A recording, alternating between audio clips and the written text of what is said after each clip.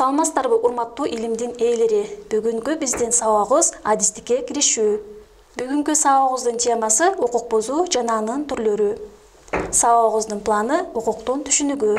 Сабагыбыздын экинчи планы укуктун түрлөрү тууралуу болмокчу. Балдар, бүгүнкү биздин сабагыбызда кылмыштуулук жана анын түрлөрү боюнча жалпы түшүнүк алабыз. Анда эмесе сабагыбызды баштайбыз. Укук бузуунун түшүнүгү.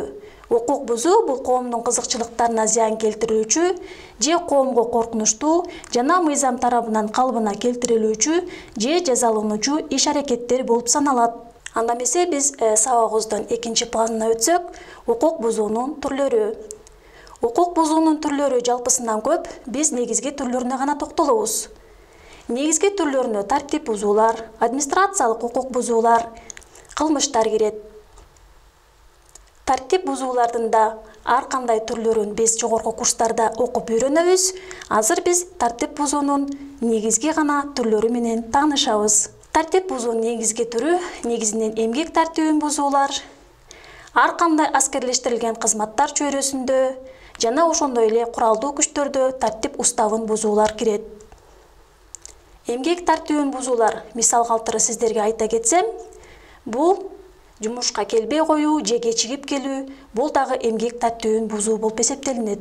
Жумушка мас абалында келүү дагы бул эмгек тартибин бузуу болуп эсептелинет. Администрациялык укук бузуулар Кыргыз Республикасынын администрациялык укук бузуулар жөнүндөгү кодексинде каралган.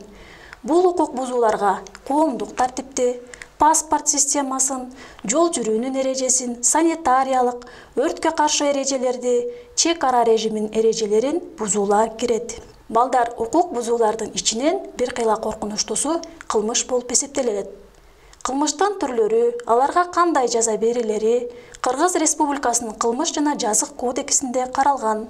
Кылмыштарга негизинен адамдын коопсуздугуна, анын укуктарына жана эркиндиктерине, мамлекеттик түзүлүшкө, жарандын ден соолугуна, өмүрүнө, ар намысына, менчиктердин ар кандай формаларына каршы жасалган аракет же аракетсиздиктер кирет. Сөзүмдүн жыйынтыктоо иретинде улуу адамыбыз Исхак Разаков айткандай, сен таза болсоң, мен таза болсом, коом да таза болот деген сөздү өзүбүзгө уран кылып, бир жакадан баш, бир жеңден кол чыгарсак гана кылмыштуулукту жеңебиз деген ойдомун. Анда эмесе балдар, биз үй тапшырманы жазабыз. Бүгүнкү практикалык сабагыбыздын керектүү гана жерлерин тетрадыбызга көчүрүп жазып, сиздер бул убакка чейин синквейн, кластер кандай түзүлөрүн үйрөнгөнбүз. Анда бүгүнкү сабактан кластер, синквейн үйдөн түзөбүз. Көңүл бурганыңыздар үчүн чоң рахмат. Кийинки жолукканга чейин сак саламатта болуңуздар.